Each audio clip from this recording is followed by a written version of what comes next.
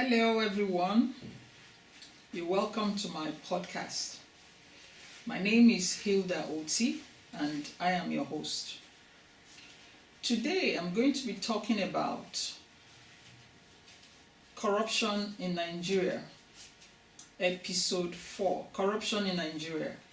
Okay, so the highlight for today is the palliatives that was stolen and hidden in warehouses in Nigeria instead of distributing them to the masses during the COVID-19 lockdown. So before I go further, I'd like you guys to watch the video in case you have not seen the video. Okay, so I'm going to play the video right now.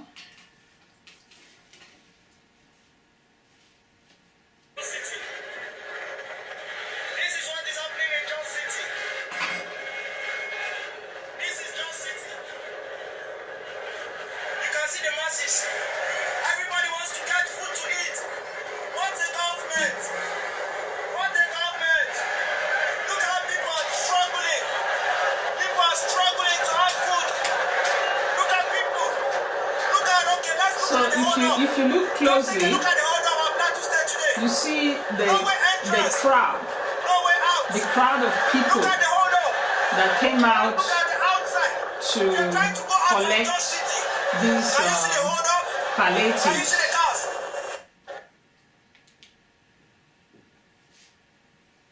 So that is the first video I want you guys to see. Let's see the second video.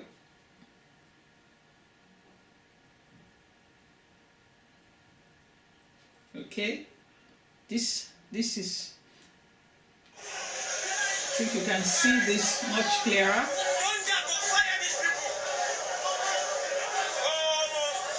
Hundreds of thousands of Nigerians in Jos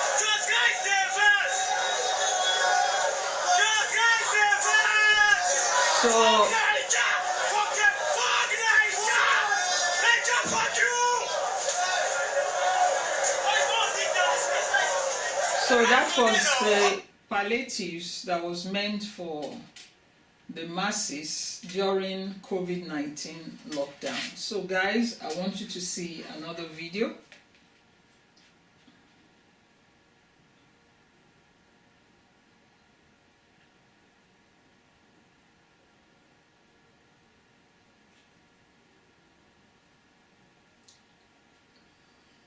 Okay. Sorry, I'm trying it. Okay.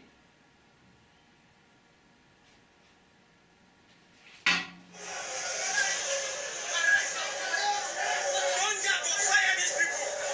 think that's the same video. Okay.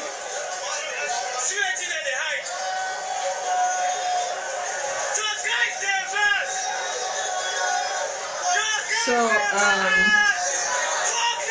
this is why we talk about corruption in Nigeria. This is as a result of corruption in Nigeria. Okay, so government officials hid palliatives in different warehouses in Nigeria instead of distributing them to the masses. Okay, so October 24th, 2020, after the massacre of Nigerian youths at Lekki Toll Gate, God revealed these warehouses because it's not a coincidence that immediately after the massacre in Lekki, God exposed all the warehouses in Nigeria that they kept these palliatives. That is the video, one of the videos that was circulating around the internet when these palliatives were discovered. Okay, so this is the corruption we're talking about. the federal government gave a directive that these palliatives should be distributed to the masses. But some government officials, clamped on these palliatives, hid them away in different warehouses around the country. This incident happened after the Lekki massacre. Why am I saying this? This shows that God is watching what is going on in Nigeria. Okay? If you think you're a government official and you feel that you can just continue to oppress the masses, you can continue to, steal what does not belong to you, I want you guys to know that God is watching, and He is coming close to avenge for Nigerians. God gives opportunity to sinners, okay? I'm not here to preach, but it's what I'm led to speak today. God gives opportunity to sinners to repent. Okay? Nigerian government, there is so much evil in your hands. There is so much evil in your hands. There is so much blood in your hands. Nigerian government officials, there is so much evil you have done against Nigerians. Okay?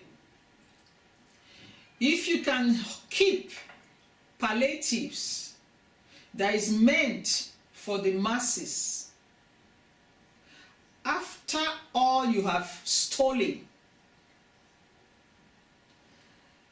the senators in power,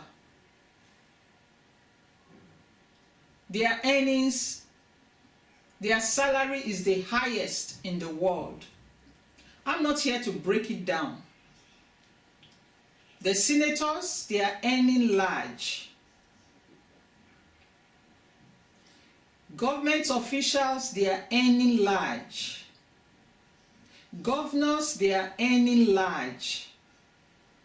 Like I said, I'm not in this program to break it down. I can break it down if I want to break it down.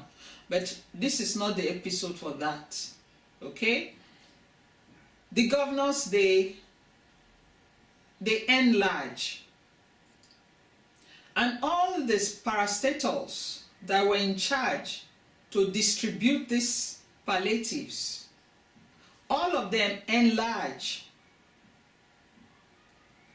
But that did not stop them from hoarding what the poor masses will eat and survive for the period of the lockdown.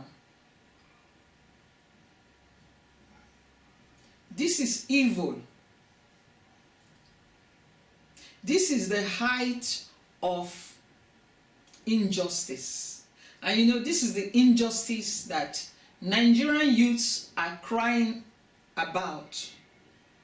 Okay? This is the sort of injustice that we are talking about. Despite the fact that these people in government have stolen so much wealth, so much Nigerian wealth, they still had the audacity to hoard palliatives that was meant for the poor masses. Noodles, rice, salt.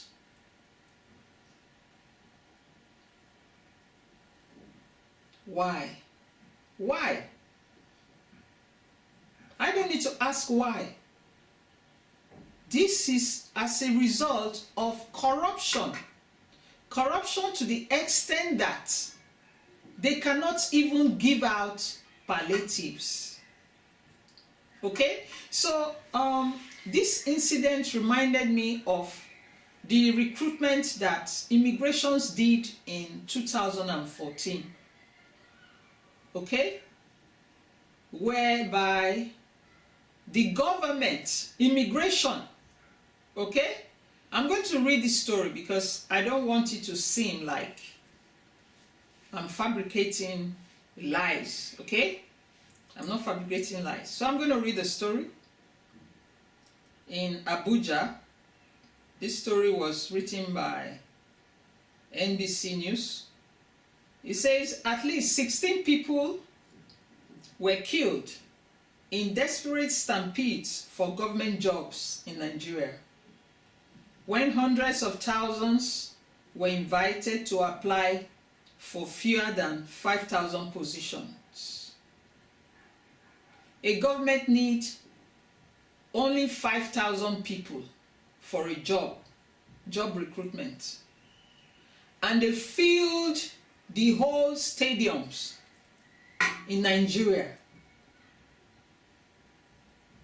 A government is doing recruitment to employ only 4,000 people, okay? With this era of technology, they invited people to the stadium. Hundreds of thousands of people were invited, and they all paid 1,000 naira each for the form. 1,000 naira each. So they made over $3 million, and people died. Then when it happened, I was asking, I said, what kind of recruitment is this? You know, I'm trying to connect what is happening, because aside that incident, we have not seen a crowd like that. And you know one thing that happened in this crowd of palliatives? Not a single soul died. There was no stampede. You saw the Joss video I showed earlier on. There was stampede. I mean, there was a lot of people. Some were climbing the top of these warehouses. They discovered warehouses in Lagos. I think in what is it? This Monkey Estate or Monkey Island. I don't know. 3 warehouses in Lagos. They found one about some warehouses also in Jos, in Abuja, in Kaduna, in Benin, all over the states. But not one single soul died, despite the crowd. Not one single soul died. Why? Because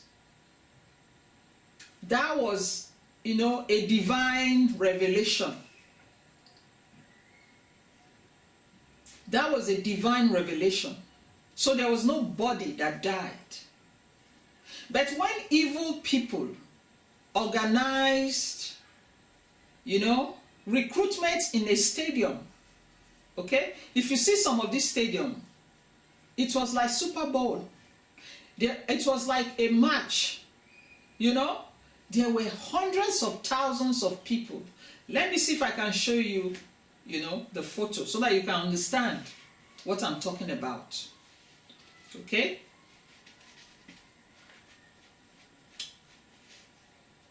just for 5,000 jobs, the government invited over 500,000 Nigerians to come for recruitment inside a stadium, and they all paid 1,000 naira each, and they made over $3 million. $3 million, because this so-called recruitment took place all over the country. And as we are talking now, any justice, any inquiry into what happened? No, there's no inquiry. Now, this problem with these palliatives, any inquiry to know what really happened, why government officials blocked, relief packages from reaching the people. Any inquiry? This is the problem with Nigeria. This is the problem with Nigeria. Why Nigeria is not moving forward. Okay? So that is why we have to start talking about these things. What I'm talking about now is something I would have loved to talk about, which I did not talk about. I am talking about it now because this past incident is repeating itself. And this is the time we should try to put an end to it. We should try to bring to their attention what they are doing to the masses. Okay? So I want to go back to the story of the immigration recruitment in 2014, where about 16 youths died looking for a job. Okay? There was so much people, more than should be in the stadium. So there was too much, and there was stampede, and Nigerians died just looking for a job. Okay? And that would have taught the government, made them to understand that there are many Nigerian youths that are jobless. One would have expected that, after that episode of the immigration recruitment, that they invited hundreds of thousands of young Nigerians for a job position that was not more than 5,000, not even up to 5,000, about 4,000 something position. And they filled the whole stadiums all over the country, because they had it in Benin, they had it in Abuja, in Lagos, I think in Port Harcourt, okay, just for 4,000 position. And they collected 1,000 naira each for the form, and they were in the stadium to tell them to do tests inside the stadium. And why am I saying this? Because Nigerian youths died. 16 of them, it could be more, but that was what was reported. About 16 of them died. Okay, so I want to read the story so that you can have the feel of what really happens. Not like I'm just talking. Okay, guys. So it says, I wanted to show you the picture, but I cannot get it, and I'll try to show you here from my small phone. I don't think you can see it, but anyhow, let's read the story. Okay, that's the photo. Okay, that's the photo. It's like there is that's the stadium there, and everywhere is filled up. Everywhere is filled up with human beings, okay, looking for job. Just 4,000, about 5,000 positions that this stadium, and this is just one of the stadiums, okay. I think this one is in Abuja. The same was in Port Harcourt. The same was in somewhere like maybe Lagos, or I don't know, but around the country, okay. And Nigerian youths died. Okay, so this all boils down to corruption. This is the corruption we are talking about in Nigeria. These government officials, they are so heartless. Okay? They are so heartless. They have no human sympathy. They have no human sympathy. And I guess it's the orientation. Okay? It's the orientation. Nigerian government, you have to do better. You have not changed from the way you treat your masses. I'm talking about the story from 2014. And now we're in 2020. Some government officials hid palliatives with all the salary they earn, with all the allowances they make, with all the privileges they have. They still had the audacity to hide palliatives from the poor masses. And when the poor masses discovered these palliatives, just a day or two after the blood of Nigerian youths was shed in, what is it called? Lekki toll gate, God exposed these palliatives. And during this, scrambling for these palliatives, I want you guys to know that not one single soul died. God protected them all from collecting what belongs to them. So now the question here is, who are those responsible, okay, for the distribution of COVID-19 palliatives? Okay? Why did they hide it away from the masses? And it is interesting to note that the level of palliatives discovered can feed Nigerians in that state where it was found for months, and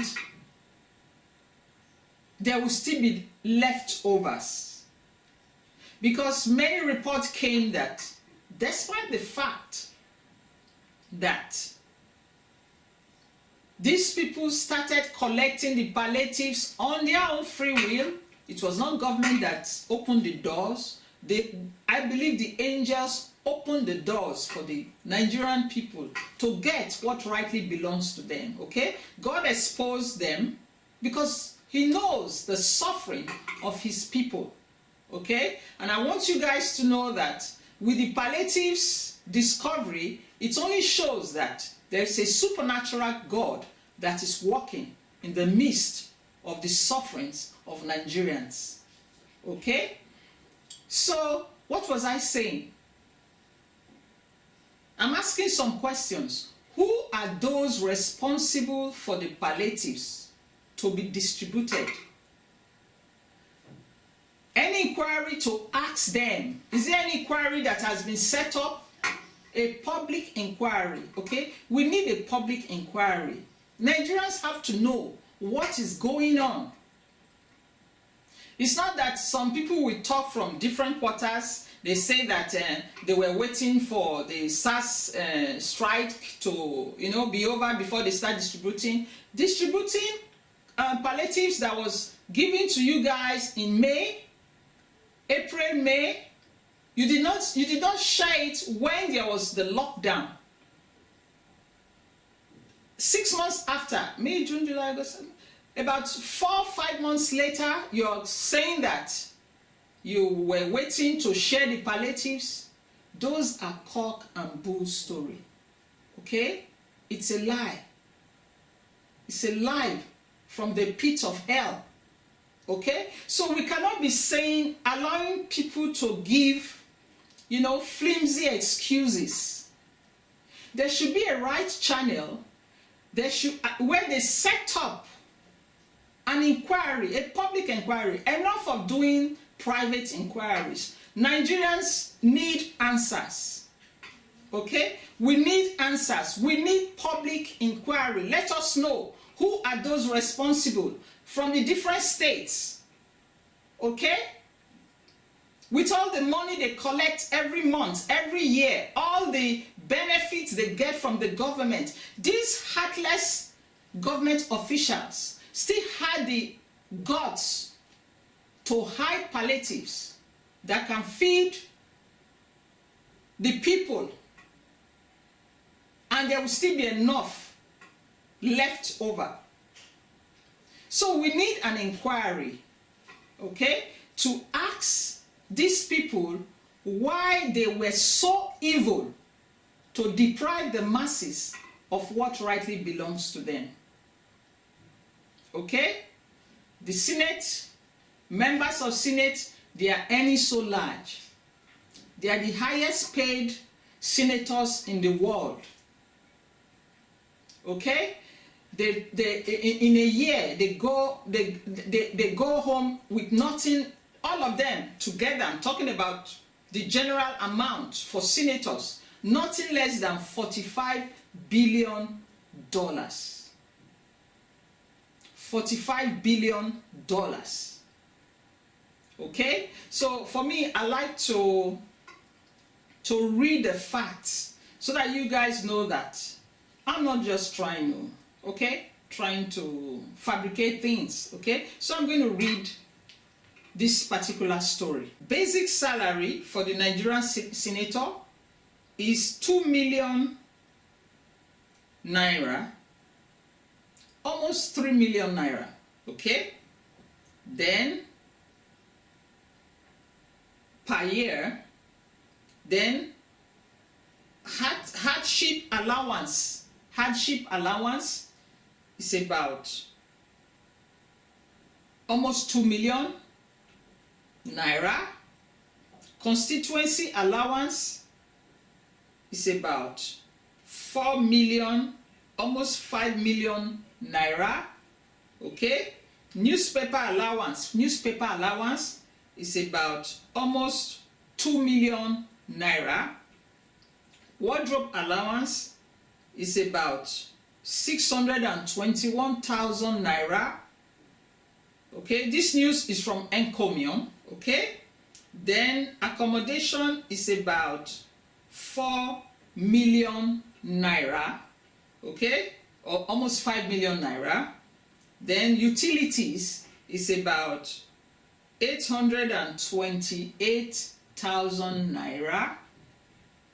Domestic staff is about 1 million naira for domestic staff. Okay, personal assistance is about 621,000 naira for personal assistant. Vehicle maintenance is about vehicle maintenance allowance is about 1 million, almost 2 million for vehicle allowance in a year. Okay, then leave allowance is about 248,000 naira. Okay, then sovereign gratuity is about 7 million naira. Okay, car allowance is about 9 million naira, almost 10 million naira for one senator. Okay, one senator. Then total amount salary is about 29, almost 30 million naira per annum. So in equivalent to dollars, the Nigerian senator, they are earning almost 30 million every year. 30 million every year. Okay, in dollars is about $182,000. $182,000 in a year. Okay, so That is for one senator, okay? Then you times it by 12 senators is about 353. Well, I'm not here to times. I just want you guys to know what one senator is earning in a year. That's the news information I got from encomium.org online. Okay, the senators are the highest. Our Nigerian senators are the highest paid senators in the world. Okay, they make the law. They make the law to favor them. Okay, so roughly the amount for all the senators is about, per year, all of them put together, is about $45 billion in a country where there is so much poverty. Personally, I want to see those people that are responsible to distribute these palliatives. Our government should stop protecting evil. When Nigerian youths were killed during the stampede in 2014, our government protected the officials responsible for this sort of action. I don't remember the man's name, whether it's Korod or Koro or Goro, I don't know. But I remember that Nigerians were trying to call out that this man should be held responsible. And that was how the story was swept under the carpet. And now again, we're in 2020. Nigerian youths were killed at Lekki Toll Gate. What is happening? What is it called? Palliatives were discovered in warehouses, different warehouses in Nigeria. That is the height of armed robbery. That is the height of stealing. So these people have to be brought to book. It doesn't matter. We want to know exactly who are those. It doesn't matter if they are going to lie. We want a committee where these people can sit down and face the people. Let us see them. Stop hiding criminals. Stop protecting criminals. Okay? Even if it's the governor, he should stop talking from different media. They should organize, okay, an inquiry so that the people can see who is who. Who are those that took the what is it called? The palliatives and took them to the warehouses. Who are those responsible for that? Nigerians want to know what is happening. Okay? So please, Nigerian government officials, I know that your model, you are looking up to those in the Senate, because those people are milking Nigeria dry. The money that is meant for the senators, their maintenance, is billions of dollars. And on a closing note, I want you guys to see what Akon is doing with only $6 billion US. We have been talking about missing billions in Nigeria. At least hundreds of thousands of billions have been stolen by Nigerian politicians. Okay? So I want you guys to see what 6 billion can do for a country.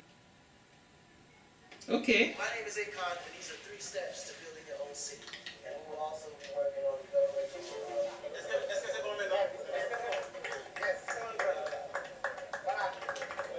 First, you have to have a dream.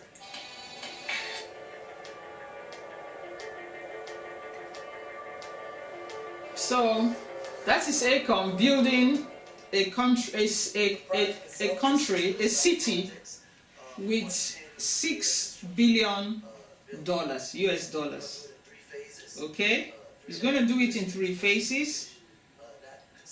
Consists of a hospital, Akon Village Resort, the police station, fire station, and the basic infrastructure. All the roads, residential also is a part of phase 1, which is condominiums, mansion, resorts as well. Okay? That's what 6 billion is going to do for him. So that's the story of Akon building a city with only $6 million. Sorry, $6 billion. $6 billion. And in our Senate, we spend much more than that every year just to take care of human beings like me and you. Okay? It's outrageous what these people are making. Okay? If they can conserve some of this money to build cities, to provide all the necessary infrastructure, to provide what is needed in Nigeria to make things work, right? Nigeria will be a better place. Okay? It's enough to talk and talk and talk. Okay? We want our leaders to start to rethink